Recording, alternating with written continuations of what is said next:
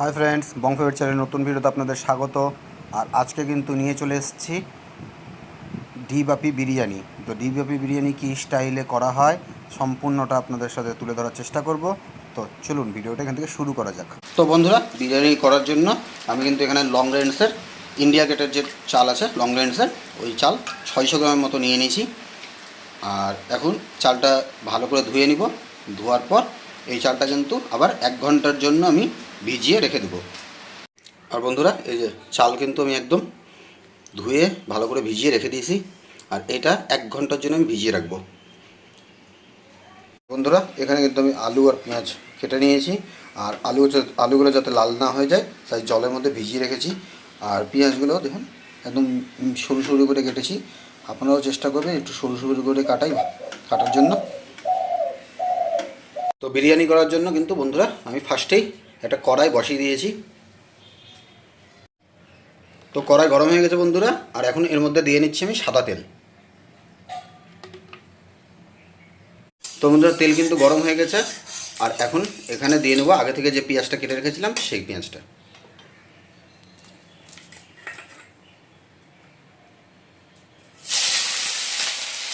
আর পেঁয়াজটা দেওয়ার সাথে সাথেই কিন্তু স্বাদ মতো লবণ দিয়ে নেওয়া হচ্ছে। লবণটা দিলে পেঁয়াজের জলটা খুব তাড়াতাড়ি বেরিয়ে আসে আর পেঁয়াজটা ভাজাটাও খুব সুন্দর হয়।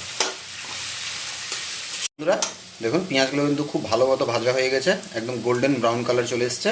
আর এখন এর মধ্যে আমাদের অ্যাড করে নিতে লাগবে জল।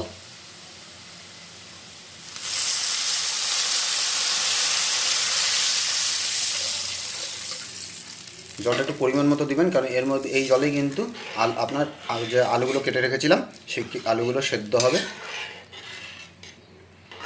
আর জল দেওয়ার সাথে সাথেই আমরা এখানে দিয়ে নেব আগে থেকে যে আলুগুলো কেটে রেখেছিলাম সেই আলুগুলো। এখানে আমি ছোটো ছোটো আলু ইউজ করেছি, সেই জন্য আমি গোটা রেখেছি। যদি আপনাদের বড় আলু থাকে তাহলে আপনারা 2 টুকরা করে দিতে পারেন। আর এখন দিয়ে নেব উপর থেকে হলুদ। আর হলুদটা খুব ভালো মতো আমরা মিশিয়ে নেব। আর এর উপরই আমি দিয়ে নিয়েছি দারচিনি, এলাচ, গোলমরিচ, লবঙ্গ। এটা হাঁড়ির জল গরম হওয়ার সাথে সাথে এটাও কিন্তু এই মশলাগুলো গরম হয়ে যাবে। আর এখন দিয়ে নিচ্ছি শাহি জিরা। আর এখন দিয়ে নিচ্ছি লবণ। জলটা কিন্তু আমাদের ফুটে উঠেছে। আর এখন এর মধ্যে দিয়ে নেব উপর থেকে কাশ্মীরি লাল লঙ্কার গুঁড়ো। এখানে আমি 2 চামচ কাশ্মীরি লাল লঙ্কার গুঁড়ো ব্যবহার করছি। এখন এটা ভালো মতো মিশিয়ে নেব।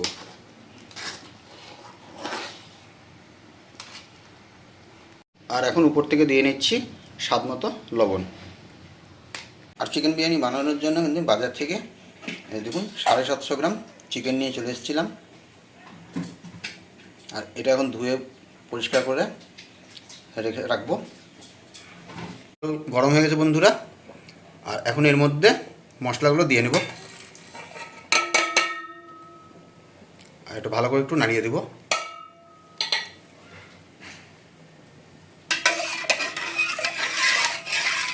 আর এখন আমি একদিকে বানিয়ে নিব একটা পেস্ট। তো পেস্টটা বানানোর জন্য আমি এখানে নিয়ে নিয়েছি পাতলা করে আদা কেটে নিয়েছি। আর 12 থেকে 15 কোয়া রসুন নিয়েছি। আর 4-5টা কাঁচা লঙ্কা নিয়েছি। এখন এই তিনটার একটা সুন্দর পেস্ট বানিয়ে নেব। আর দেখুন বন্ধুরা, একটা খুব সুন্দর মিহি পেস্ট কিন্তু আমি বানিয়ে নিয়েছি আদা, কাঁচা লঙ্কা, রসুনের। আর আলুগুলো আমাদের কিন্তু 60% কুক হয়ে গেছে। 10-15 মিনিট কুক করলেই কিন্তু এটা 60% আলু সেদ্ধ হয়ে যায়। তো এখন আমরা এটা আলুগুলো নামিয়ে নেব।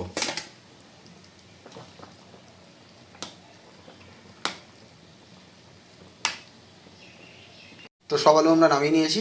আর পেঁয়াজগুলো যতটা চেষ্টা করবেন পেঁয়াজগুলো যাতে না কড়াই থাকবে, এখানে না নামানোর। আর এখন এর মধ্যে আমরা যে মাংসগুলো নিয়ে এসেছিলাম সেই মাংসগুলো এখন দিয়ে দেবো।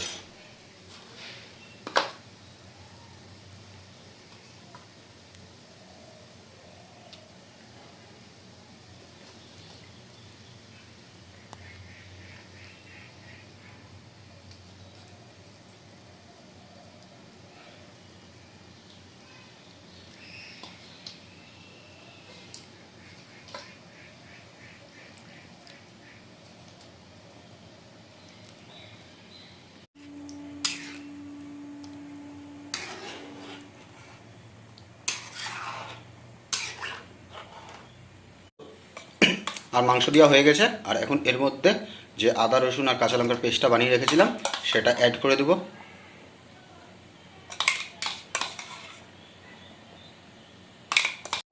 তো আদা রসুন আর কাঁচা লঙ্কা যে পেস্টটা ওটা দেওয়া হয়ে গেছে সম্পূর্ণ।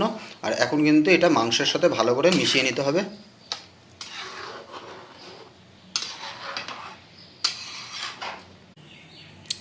আর এখন আমরা দিয়ে নিচ্ছি স্বাদ মতো লবণ। আমরা কিন্তু যেহেতু আগেও আমরা লবণ দিয়েছিলাম, কিন্তু তাও একটু স্বাদ মতো লবণ দিয়ে নিলেই ভালো হয়। আর এখন আমরা এই হাঁড়িতে চালগুলো দিয়ে নেব।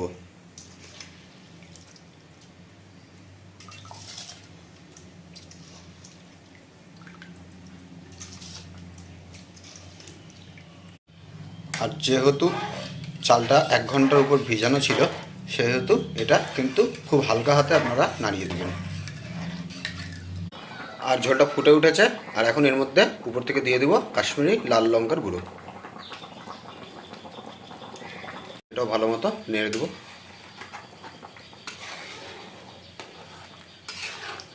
তো বন্ধুরা, মাংসটা আমাদের 80% কুক হয়ে গেছে। আর এখন আমরা কিন্তু এটা একটা একটা করে তুলে নিব।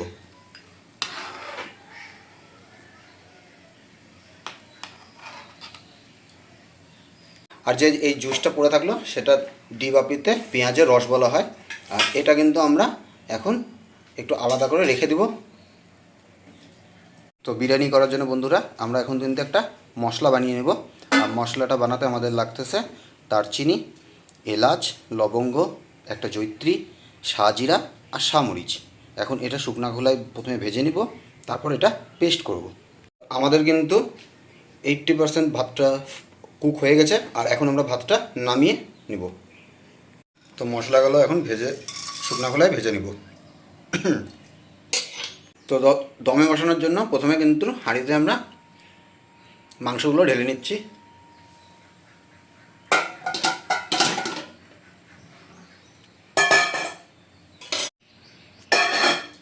আর মাংস ঢালা হয়ে গেছে।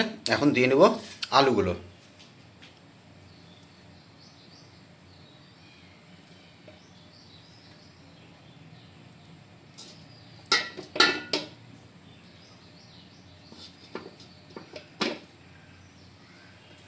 আর এখন এর মধ্যে দিয়ে নিচ্ছি যে পেঁয়াজের রসটা বানিয়েছিলাম আমরা সেটা।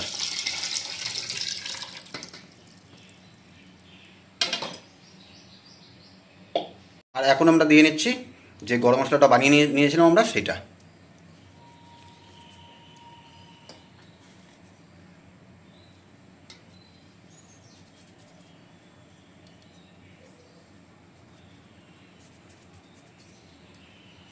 আর এখন দিয়ে নিচ্ছি দুধ।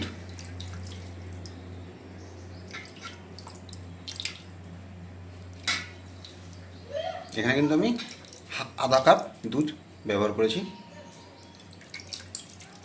এখন উপর থেকে দিয়ে নেব খোয়া। খোয়াটা কিন্তু হাতে গুঁড়া করে তারপর চারিদিকে ছড়িয়ে দিবেন।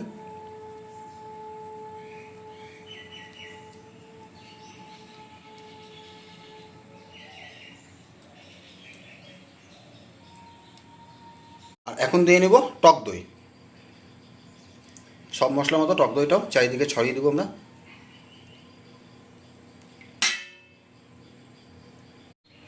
আর এখন দিয়ে নেব যে ভাতটা বানিয়েছিলাম সেটা। আর ভাতটা কিন্তু একদম চারিদিকে ভালো মতো ছড়িয়ে দিবেন বন্ধুরা। আর সমান করে ভাতটা কিন্তু কোনো কিছু দিয়ে পরে সমান করে নেবেন একদম। আর দেখুন ভাতটা কিন্তু একদম ঝুরঝুরা হয়েছে।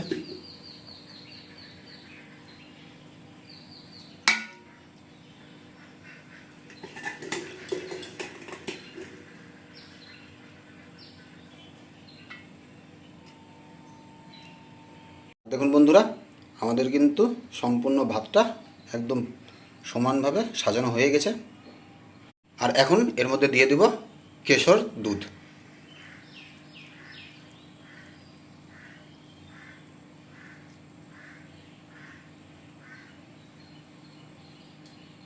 আর এখন চলে যাচ্ছে গোলাপ জল।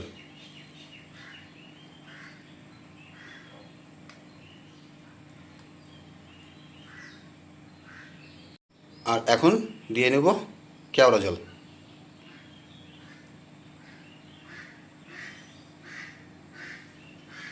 আর এখন বিরিয়ানির হাঁড়ির মুখটা আমরা ফয়েল পেপার দিয়ে বন্ধ করে দেব।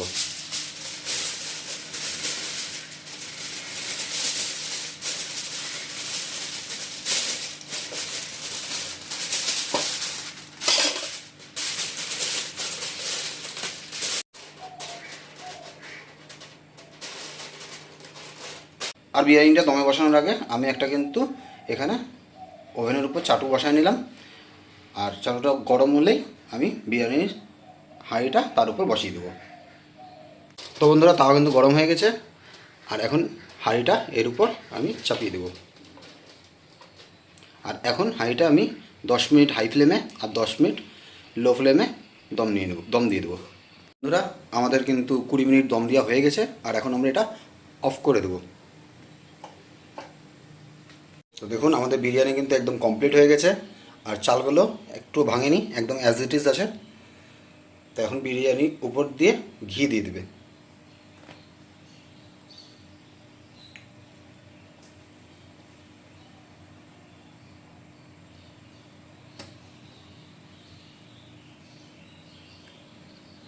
আর এখন বিরিয়ানিটা কেটে নেওয়া হবে। আর কাটার কিন্তু একটা সঠিক পদ্ধতি আছে। উপরে সাদা ভাতগুলো যতভাবে এক সাইডে করে নিচের মাংস আর আলুটাকে বের করে নিয়ে আসা। खत्म। Bye bye, tata, goodbye, गया।